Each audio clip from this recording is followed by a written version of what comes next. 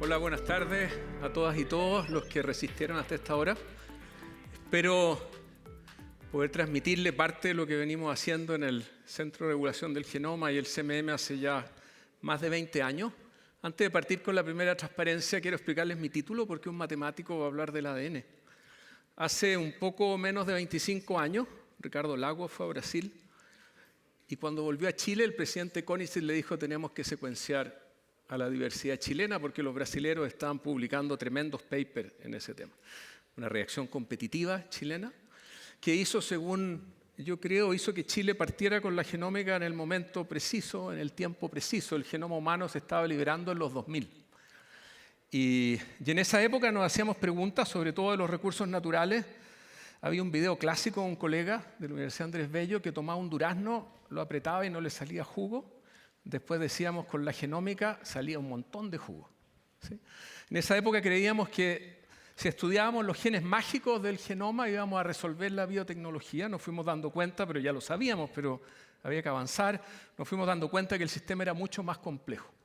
Y como matemático, que entré en esa época a trabajar en un problema parecido, pero que tenía que ver con entender bacterias que median, ayudan a la producción de cobre, sulfuros secundarios, difíciles de producir con tecnologías tradicionales de producción de cobre, posiblemente la pregunta que más me apasionó y me apasiona todavía tiene que ver con esto de escalar desde el genoma, desde su ADN. ¿Sí? Queríamos mirar la escritura del ADN, ver su código y tratar de ver qué pasaba en la mina.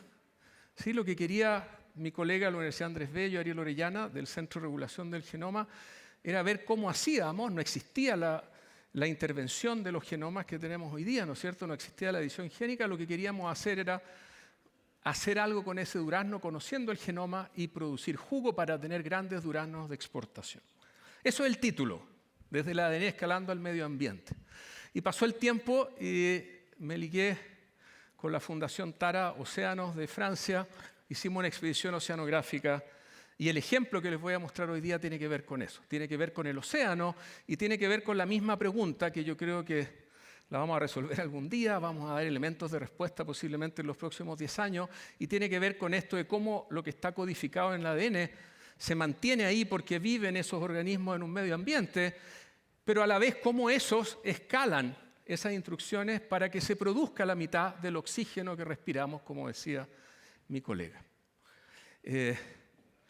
Para eso les quiero mostrar un video para que lo que estoy diciendo tenga sentido. En general pensamos en abstracto en esta doble hélice donde está el ADN, descubierta solo hace los años 50, es decir, hace menos de 100 años.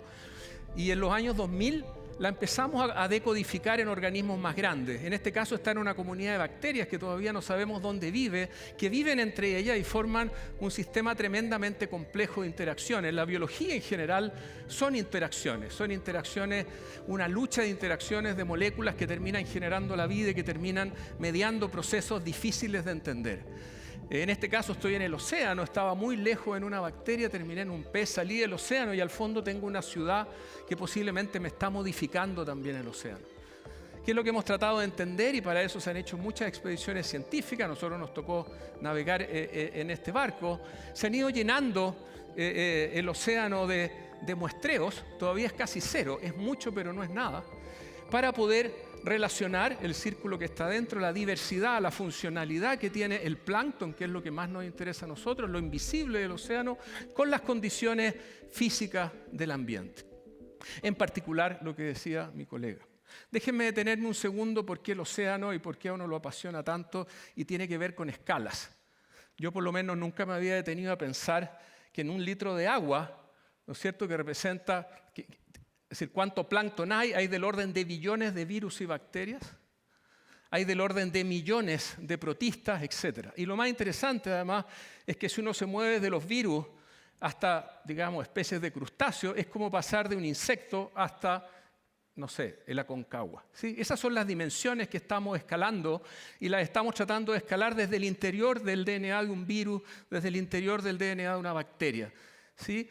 Un DNA de un virus y bacteria que obviamente están interaccionándose. Todo esto representa sobre el 60% de la biomasa oceánica y no la estamos viendo. En general, cuando queremos proteger el océano, y está muy bien, protegemos las ballenas, miramos los delfines, pero la verdad que donde viven las ballenas y los delfines está lleno de vida. ¿Sí? Además, estos microorganismos, y se decía en la mañana en la inauguración, de alguna manera están jugando un rol crucial en el ecosistema donde viven. ¿Sí? No es solo el oxígeno, también es la captura de CO2, también son los ciclos del carbono, el ciclo del nitrógeno, etc. Y están de alguna manera regulando, voy a decir, las cadenas tróficas, las cadenas de alimentos que hay en los océanos. Eso nos permite pescar, ¿no es cierto? En la zona de Concepción, en Hualpén, es una zona rica en nutrientes y hace que saquemos muy buenos pescados. Ahí están las bacterias, ahí están los protistas, ahí están el plancton en general trabajando. Nosotros lo contaminamos, cuando lo contaminamos o lo modificamos, ya sea por aumento de temperatura, ¿no es cierto? La temperatura va al revés que el oxígeno, acidificamos el agua y eso está cambiando nuestras comunidades. Posiblemente hay mucha resiliencia y las comunidades siguen soportando esos cambios funcionalmente, no son los mismos individuos que empiezan a jugar, pero hay límites que uno quiere entender. Es decir, está la escala del individuo, pero también está la escala del ADN, que es donde están las instrucciones de la función de estos individuos. A lo mejor pueden cambiar algunos individuos, pero las funciones todavía se mantienen por un tiempo. Y eso es lo que queremos estudiar. Obviamente todos ya entendieron que es un problema difícil, no es un problema que vamos a resolver mañana.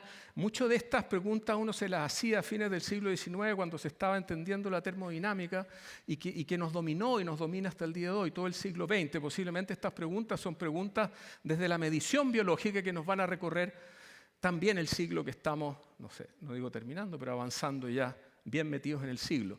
Con la Fundación Tara decidió, a partir de un gran biólogo que se llama Eric Carcenti, decidió estudiar el océano de una manera distinta, sistemática, con protocolo, en un barco muy flexible que es un velero de 32 metros, y empezar a hacer expediciones para generar mucha data que nos permita, no voy a decir resolver esta pregunta, pero sí poder empezar a establecer relaciones. Se recorrió el Ártico, se recorrió el océano abierto, la línea azul, se hicieron algunas expediciones específicas en el Pacífico. Chile casi no lo tocaron. Entonces, en el año 2021, junto con el Centro Copas de Concepción, Camila Fernández y la generosidad de Tara, nos permitió hacer una expedición en Chile para tener un muestreo masivo con los mismos estándares que había tenido la Fundación antes de Chile. Y eso, de alguna manera, no es exactamente esas muestras de las que voy a hablar hoy día, pero podría hablar de esas muestras cuando se publique el paper, así que no puedo. Voy a hablar de las muestras de la izquierda. Algo interesante de esta expedición es que realmente se pensó como una expedición de ciencia de datos. ¿Sí? Cómo tener datos estandarizados que nos permiten realmente dar algún elemento de respuesta respecto de esta relación del genoma, del ADN, de las instrucciones que están escritas al interior de los ADN de bacterias, virus, protistas, etcétera, con lo que está pasando en el medio ambiente, incluso las interacciones que están ahí ocurriendo. Y eso que sea una expedición de ciencia de datos, algo que por supuesto que a uno como matemático lo estimula mucho, porque quiere decir que hay datos, no sé si suficientes, nunca va a haber suficientes datos, pero que están tan bien estandarizados que podemos tratar de sacar conclusiones que tengan sentido. Es decir, queremos partir del ADN para entender el océano.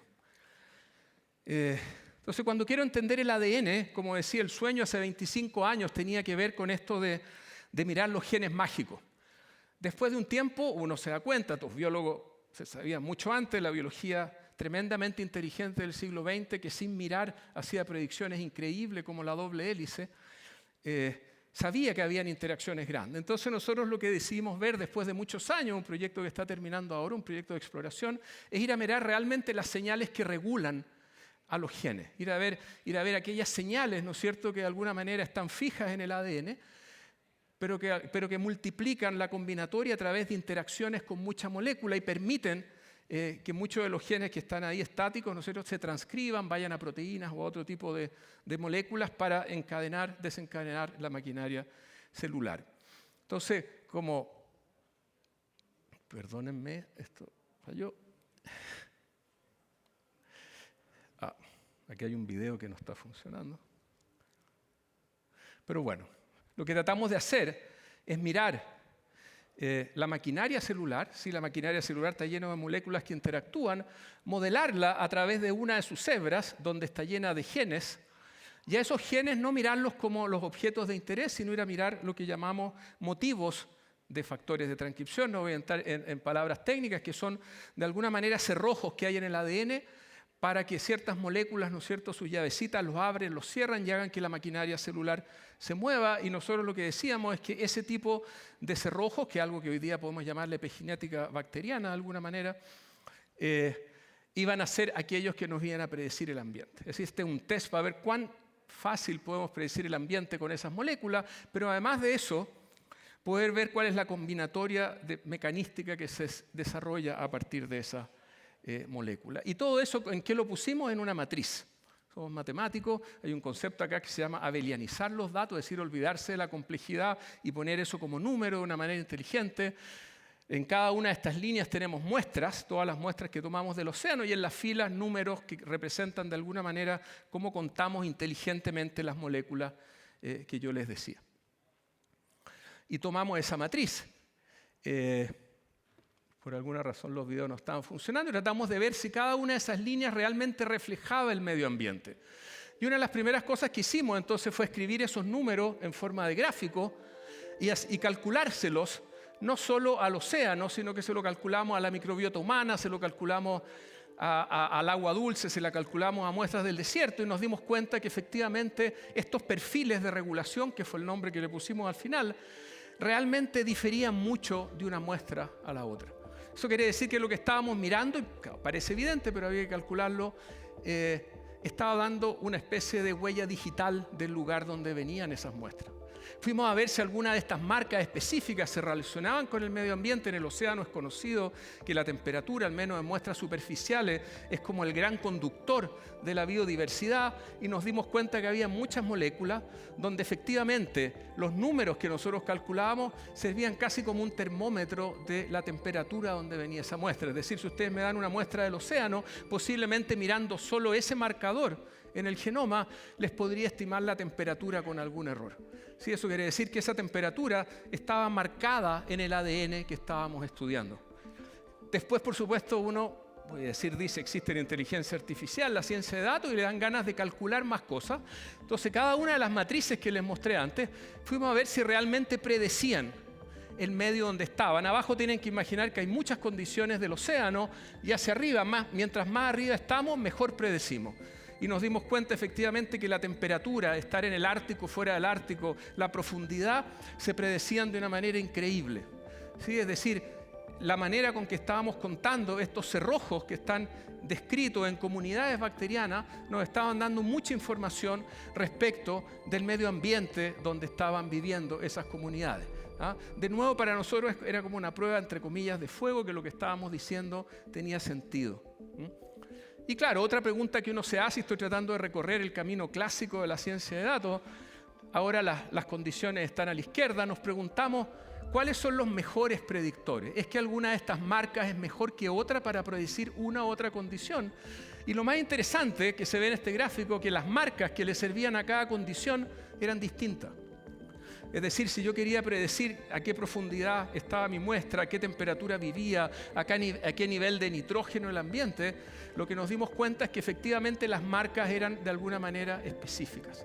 ¿Sí? Eso quiere decir que efectivamente el ADN de estas comunidades bacterianas estaba ordenándose de manera que estaba siguiendo el ambiente de una manera inteligente. Y obviamente la prueba de fuego después de saber cómo estas marcas, que son los cerrojos que abren y cierran la producción, ¿no es cierto?, de proteínas, voy a decir, de enzimas, en el caso del metabolismo, qué enzimas eran las que estaban, por ejemplo, produciendo aquellos cerrojos, ¿no es cierto?, que decíamos que predecían mejor la temperatura. Y nos dimos cuenta que habían vías metabólicas. La célula, ¿no es cierto?, está llena de redes como una ciudad de intercambio, ¿no es cierto?, de transformación de moléculas. Nos dimos cuenta, por ejemplo, que el metabolismo de la purina, que tiene que ver con todos los procesos energéticos y estructura del ADN, estaban marcando muy bien la temperatura, la producción de vitaminas, muy bien marcando lo que pasa abajo del mar. Y todo tenía sentido. Ese era el punto más importante que quiero decir. Es decir, a estas alturas de la genómica nos atrevemos a, de alguna manera, ir a medir señales que están en el ADN y las podemos medir, de manera que que esas señales sí tienen y hablan del medio ambiente donde vivimos. Es decir, son sensores. Si queremos, en pocos años más vamos a hacer a lo mejor la Secretaría del Tratado BBNJ, no sé. Vamos a querer testear el océano. Y para testear el océano vamos a tener que tener buenos marcadores y entenderlo. Quiero terminar con este mensaje. Yo soy matemático, me gustan los computadores, me gustan las fórmulas, también me gusta la biología, por supuesto. Hacer esto significa hacer un círculo virtuoso que no tiene jerarquía entre las disciplinas, porque los problemas son muy difíciles, donde biólogas, biólogos, matemáticas, matemáticos, físicos, físicas se juntan en una mesa a discutir para tratar de tener ideas virtuosas, voy a decir, de cómo se analizan los datos y cómo podemos avanzar en estas discusiones. En Chile eso no es fortuito. Afortunadamente tenemos centros de excelencia, universidades que hemos ido aprendiendo a trabajar multidisciplinariamente, y ese es el mensaje que quiero terminar dando. Bueno, por ahí por los 50 también se descubrió la fórmula de la entropía de la información cuando se está descubriendo la doble hélice, solo para mostrarles que toda esta ciencia es una ciencia que tiene 75 años, ¿sí? Y tenemos herramientas que tenemos que seguir creando, porque posiblemente la matemática que estamos usando hoy día no está en el cajón, no la podemos ir a sacar, la tenemos que crear para poder entender estos fenómenos. Gracias.